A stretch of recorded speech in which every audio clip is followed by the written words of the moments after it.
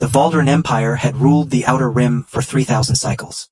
Their word was law across 47 star systems. Their military was unmatched, their assassins legendary. The Shadow Blades were the Empire's most feared instruments. 12 warriors who had never failed a mission, who moved like death itself through the cosmos. Until they met Alex. Jiggy watched the holographic display flicker in the dim light of the underground bunker. Her violet eyes tracked the 12 red dots converging on their position. She was Valdderan herself, defector, traitor, depending on who you asked. Her elongated fingers danced across the controls, trying to boost the signal's strength. Alex, she said, her voice carrying that musical quality all vaults possessed. They're here, all 12 of them. Alex sat on a supply crate, methodically checking his weapons. He was unremarkable by human standards. Average height, brown hair going gray at the temples, a face that would disappear in any crowd.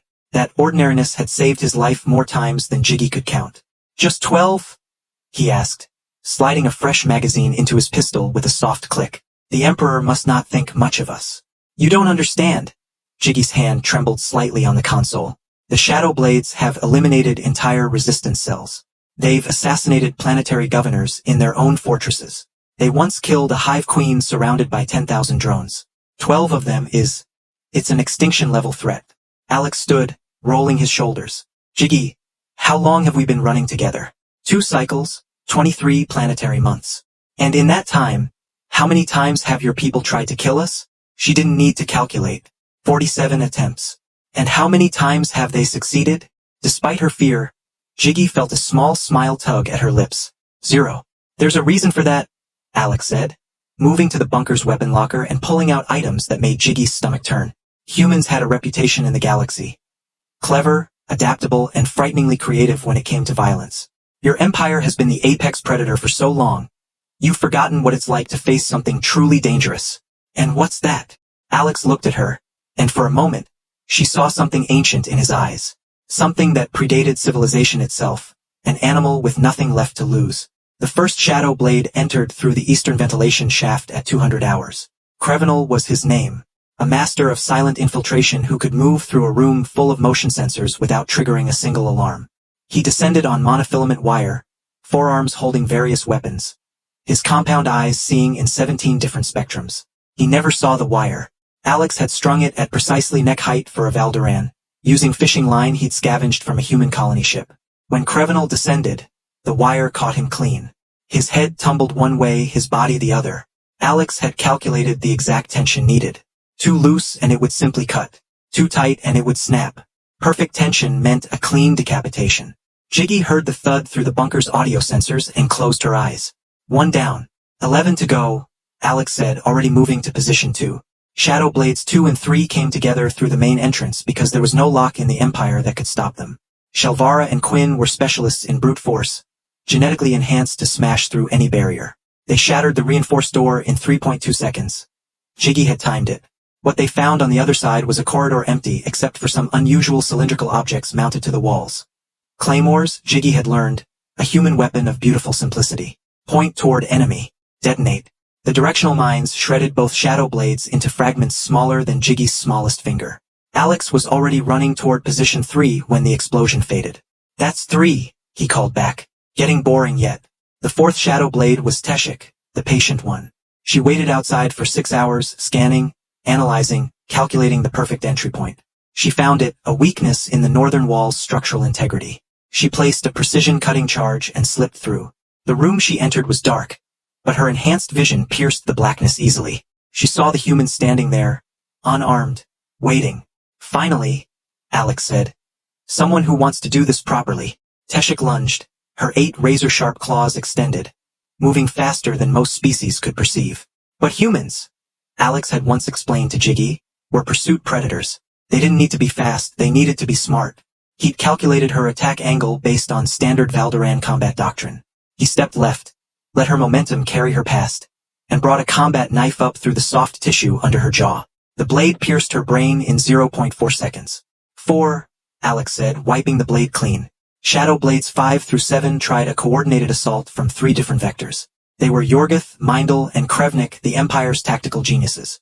They had planned campaigns that conquered worlds. They had never planned for a human who'd spent his youth playing what Jiggy had learned were called video games. Alex had anticipated every angle, every timing, every possible combination of their assault. When they breached simultaneously, they found themselves in a carefully orchestrated kill zone. Automated turrets, salvaged and reprogrammed by Alex over the past week, opened fire in a pattern that was mathematically perfect. Yorgith lasted 4 seconds. Mindel made it to 6. Krevnik actually managed to destroy one turret before the others cut him down. 7 down, Jiggy whispered, watching the carnage on her displays. 5 left. The 8th Shadow Blade was Pelzer the Poisoner. He didn't breach the bunker. He simply introduced a neurotoxin into the air circulation system. Odorless, tasteless, deadly in 30 seconds to a Valdderan. But Alex wasn't Valdder. Jiggy watched in horror as the toxin reading spiked, but Alex simply pulled on a gas mask, another piece of human military surplus, and continued working. He traced the toxin back to its source and found Pelzer crouched by an air intake. The human weapon called a shotgun was inelegant by Valdderan standards, but when Alex fired, Pelzer learned what humans had known for centuries. Sometimes overwhelming force is its own kind of elegance. Shadow Blade 9 Zelmoth tried psychological warfare. She hacked into the bunker's communication systems and began broadcasting images of Alex's dead family, of burning human colonies, of everything the Empire had taken from him. It was supposed to break him. Instead, it fueled him. Alex found her broadcast point and grenaded it. Zelmoth had 0.3 seconds to realize her mistake before the fragmentation grenade turned her into a fine red mist. 9, Alex said, and Jiggy heard something cold and final in his voice. The 10th and 11th Shadow Blades were Zirith and Malchith, twins who fought as one organism. They'd killed 100 enemies in perfect synchronization, moving like water, like thought itself. Alex moved like physics. He'd spent 2 hours setting up a sequence, tripwires, pressure plates, carefully balanced weights.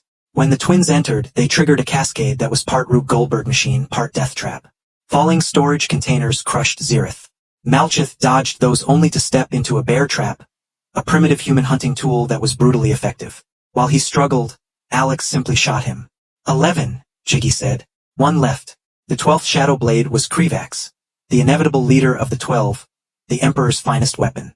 He had killed 3 planetary governors, 17 generals, and countless lesser targets. Perfect, precise, unstoppable. He found Alex in the bunker's central chamber, surrounded by the evidence of his companions' deaths. Human, Krivax said, his voice like grinding glass. You fight well, but I am the culmination of 3,000 years of Valdderan military evolution. You are one primitive from a backwater world. Surrender, and I will make it quick. Alex smiled, and it was a terrible thing to see. You know what your problem is? You've been the apex predator so long, you've forgotten the most important rule of evolution. And what is that? Apex predators go extinct when the environment changes. Alex pressed a button. The entire bunker had been rigged. Every charge he'd placed, every mine he'd set, every trap he'd built, they all detonated simultaneously. The blast was precisely calculated to destroy everything within the bunker's walls while leaving the structure intact enough for a single escape pod to launch. Jiggy and Alex rode that pod up through the explosion, leaving Krivax's screaming form behind in the inferno. 2 days later, 12 transport containers arrived at the Valdderan Imperial Palace. The Emperor himself opened them.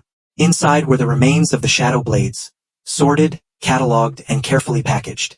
Each container had a note in perfect Valdderan script. You sent 12, I'm sending them back. If you send 12 more, I'll send them back too. If you send 12,000, the result will be the same. Leave us alone or learn what humanity does to predators who hunt us. The Emperor, who had ruled for 600 years and had never known fear, felt something cold settle in his chest. The containers also included a video file. He played it. It showed Alex sitting calmly in frame with Jiggy standing behind him. My name is Alex Chen, the human said. I'm nobody special. I'm just a guy who wants to live in peace. But if you make me fight, I won't fight fair. I won't fight honorably. I'll fight like my ancestors fought, with every dirty trick, every improvised weapon, every ounce of creativity that evolution gave us. We're humans. We walked out of our caves and claimed a world full of predators stronger, faster, and meaner than us. We won because we're smart, adaptable, and absolutely relentless. Alex leaned forward. So here's my offer.